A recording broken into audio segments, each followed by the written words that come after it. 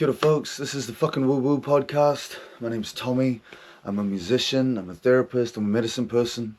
I do this podcast because, like a lot of you, I struggle with life, and people tell me that they like some of the ideas, some of the solutions I come up with to deal with that stuff. This is the second, maybe the third episode of this podcast, depending on what I do with that one from a couple months back. And I just wanted to start off with a couple of disclaimers about the last podcast, just a couple of things I think I got wrong. I think I made it sound like I had come up with this idea of there being multiple aspects of self, this idea of inner children. And I didn't want it to sound like that at all, okay? So there's a lot of different psychotherapists, there's a lot of philosophers, there's a lot of, I don't know, anthropologists or I don't know what different kind of professions, what different kind of academics might have thought of these concepts. It's not a new concept. There's probably nothing I'm going to say to you in any of these podcasts that are new concepts, okay? So I'm not trying to claim any unique idea, any novel concept. That's not what I'm about. I'm about trying to support people with connection and care, hopefully a little bit of common sense, and just talk about how I do things, just how I do things, how I conceive and conceptualize reality, and how that's helpful and how that's not been helpful, the ways I've conceived and conceptualized reality that have not worked for me at all. So this podcast is about sharing that. This idea of multiple aspects of self, I was going to talk some more about that today. So what do I mean by that? So obviously, Freud and Jung and them had this idea of an ego and a superego and an id. And so the id was like your unbound, your bound. And by the way, I'm not an academic, okay? So if I'm ever talking about some concept or some study, just imagine you need to Google that shit for yourself. I am not going to get it right, okay? I did just enough study to become a counselor, and then just enough study to learn some psychotherapy shit on top of that. But I'm far from academic. That's not where my strengths lie. So Freud and Jung was like, id was like from what I can remember, was your boundless wants and desires. And then your superego was kind of like your governing, parenting, kind of keeping you in line kind of ego state. And then your ego was your here and now. And Eric Berne from Transactional Analysis, he talked about having these inner children. You had the child, the parent, and the adult. And then the child had further divisions into, what was it, like a free child and adapted child. And parent could either be controlling parent or nurturing parent. So these ideas of multiple aspects of self have been around for a long time. The way I work with my clients is based on the way I started working with myself. So when I was 21, 22, I sat down to do I'd never had much luck with meditation. I tried a couple of different types of meditation, didn't get me very far. So I thought, well, what about these affirmations, these saying nice things about yourself to yourself? Maybe that's a useful thing to do. So I sat down, closed my eyes and said, I love you, to myself. And to my surprise, instead of having like a warm fuzzy, like, oh, that feels so nice, it was more like a fuck you. And I went, what? I just said, I love you, sir. Why are you telling me fuck you? So, fucking fuck you. And it was so gross. It was such a yucky, uncomfortable feeling. I felt like getting up and leaving. Like I was like, I'm not taking this from you.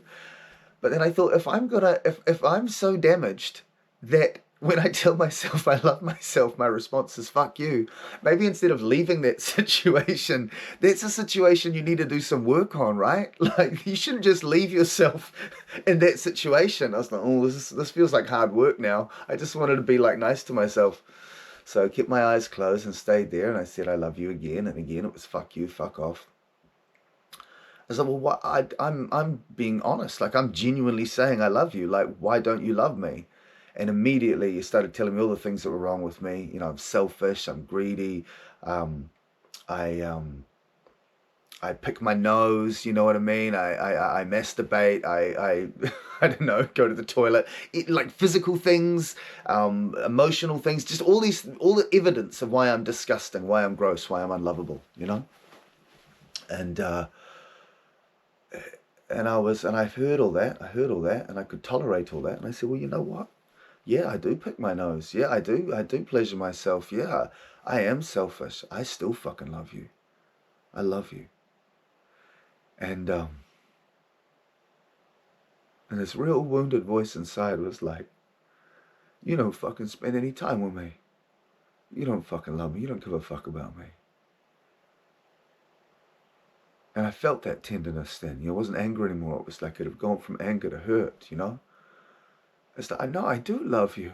I'm sorry, I didn't even fucking know you existed. I thought you were just me, so I thought I'd spend my whole life with you. I didn't know I was abandoning anyone or leaving anyone alone in the darkness. Like, what do you... I'm sorry. I'm truly sorry. I love you. So you just spend your whole life thinking about fucking music or woman or,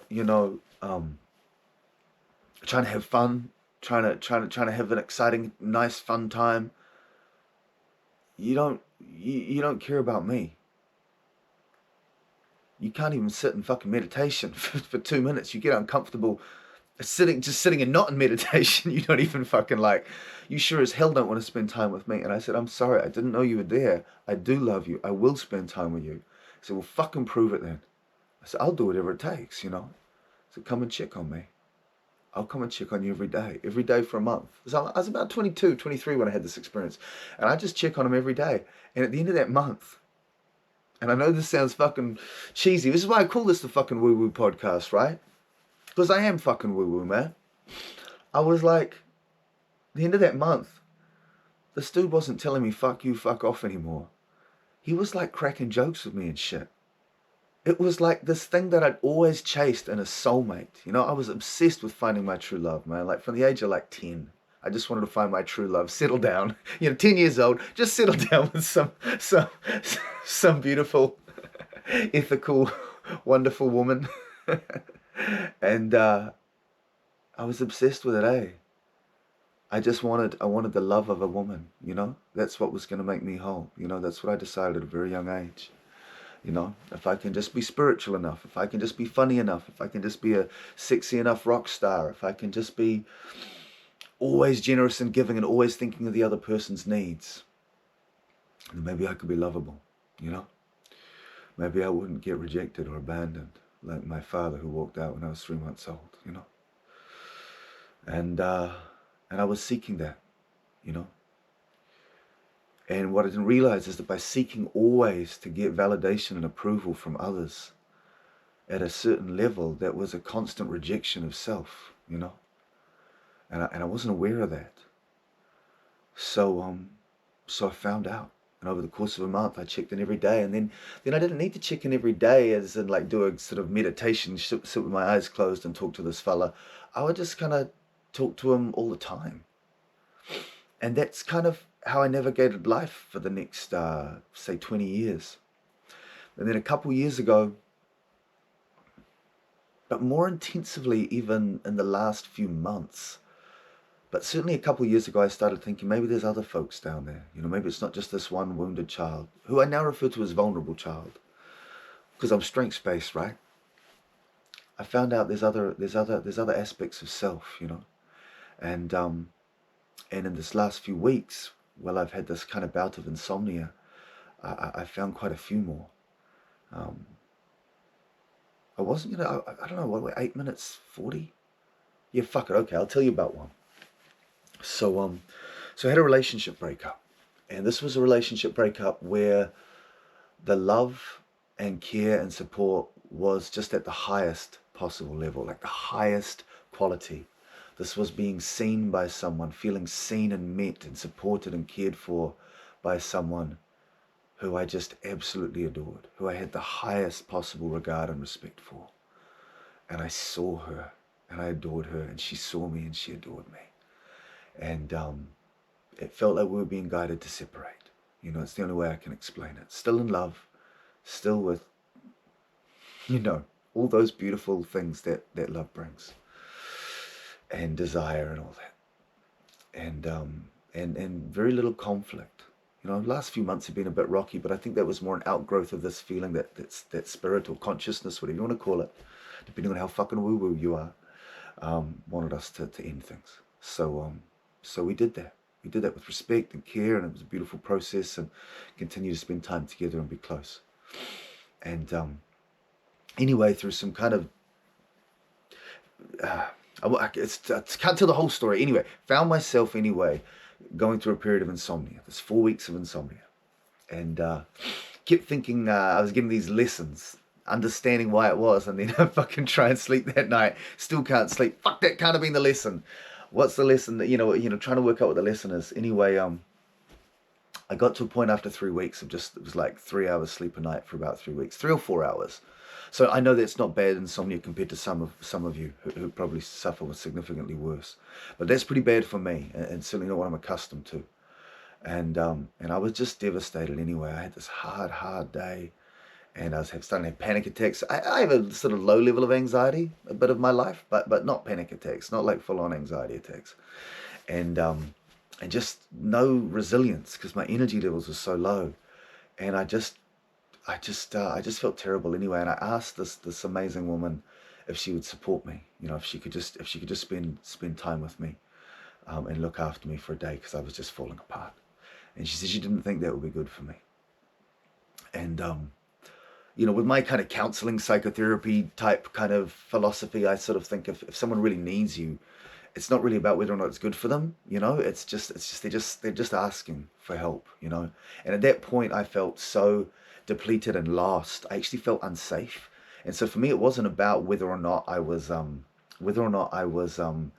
it was good for me. Like, I didn't think it was, like, I agreed with her, like, philosophically, like, clinically. No, it's probably not good for me, you know what I mean? Like, I need to manage my own, I need to regulate myself, I need to manage my own anxiety and stuff. Like, that's the ideal. But at this place, I was so regressed, I felt like I couldn't do it, And I asked for her support and with my best interests at heart, and with her thinking around the situation, she turned me down, but I couldn't accept it as her doing her best by me. I just I could only conceptualize it as full rejection and abandonment. So I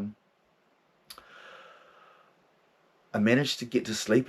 I normally get to sleep fine, so I got my sort of 3 hours sleep and then woke up and wide awake. And normally I'm awake and I'm coping with it okay. Like, normally I'm just like, oh, I can't sleep. This will be hard tomorrow, but I'm not going to get into an anxious state. I do my square breathing. I do my, just sending myself love, just enjoying the comfort of my bed, the warmth, the safety, la la la. But I was really dysregulated, and it's full-on anxiety, and I was not okay this time with the not sleeping. So I do what I often do is I went out walking. So it's like 3 in the morning, 4 in the morning. I go for these walks. I live in a beautiful part of the world, in a beautiful part of this country, Aotearoa, and I have this walk just like a minute down the road. I'm in completely isolated in beautiful forest and grasslands and stuff, and I can get to the ocean from there as well. It's so beautiful. Anyway, so I'm walking along, and this aspect of myself, I'd been really much connecting with my vulnerable child, around this breakup, but this was not the vulnerable child. This part was fucking angry. This part was dark as fuck, man. Like, this part was just pure fear, pure rage, pure hatred. And as I'm talking, so I talk to these different parts of me, and then I'm talking, and then they're talking, and sometimes we have conversations. Sometimes it's like an interview. Sometimes it's more fluid, and I swap from different aspects of self. I've got a few of them in there that I'm aware of so far. But this one came over. He took over my whole fucking body. Like, he took over my whole. Like, he had a different way of wearing the skin. And I had a sore neck, my throat, my shoulders, my neck. They were fucking sore for like 2 days afterwards, like full on bruise and cramp. Like, he took me over, and he's fucking spitting, and I hate you, I fucking hate this life, I fucking, I can't fucking stand this is not fucking okay. I am not fucking vulnerable, I fucking hate everything. You fucking hippie Tommy, there's no fucking God, there's no fucking unified consciousness, there's no fucking spirit, there's just this fucking darkness that we've been in forever. Like, fuck you, fuck this. I couldn't placate him, you know what I mean? You can't lie to a motherfucker like this, you know what I mean? You can't trick him. You can't sell him a bill of goods about everything's gonna be okay, man. He's like, fuck Bob Marley. Like, this motherfucker, just despair, man. Just fucking despair and aggression and hatred. So he takes me over, right? And I end up on the side of the path in these bushes. He's fucking spitting and trying to throw up. And he's always trying to throw up. And And I'd sensed him, man. I think I'd been looking for him. I think I'd been looking for him for a while. I think I knew he was in my stomach churning with this fucking anxiety late at night. But it was this final feeling, this experience of rejection, you know, that just brought him out. Like, he's just so angry, and I couldn't convince him of anything. So I just did what I told you when I was 23. I just said, I love you, man. I'm not trying to heal you out of existence. I'm not trying to flush you down the toilet. You obviously saved my fucking life at some point. Like, I needed you as a child for some reason, and I'm not going to abandon you now. You may hate everything, and you may hate me, and you may not believe in anything, but I love you. I love you. And that's all I've got, man. That's the only fucking trick I've got for you, son. Is I fucking love you. And I'll stand by you with all your hurt. And over the course of like an hour or two, he became willing to trust me. I don't think he still probably don't believe in spirit or fucking psychotherapy, but he became willing to trust me. And over the course of a day, I just kept talking to him. And then the next day, one of my clients cancelled, and so I had a break between my clients. And it's like, oh, often that happens, and I'll go for a walk, you know, to recharge and get my battery up so that I can be present and conscious and aware for the next client. And so I'm going to go for a walk, and I'm just going to give this guy pure love. You know what I mean? Like, I am just going to channel pure love into this dude. And so I go on this walk, and I start trying to just say nice things to him. And while I'm trying to say nice things to this dude, he like takes over, and he starts saying nice shit to me. He's like, Tommy, do you have any fucking idea how much of a good fucking person you are? You know, he's just like the same force of intensity of hate and darkness is now fucking in love.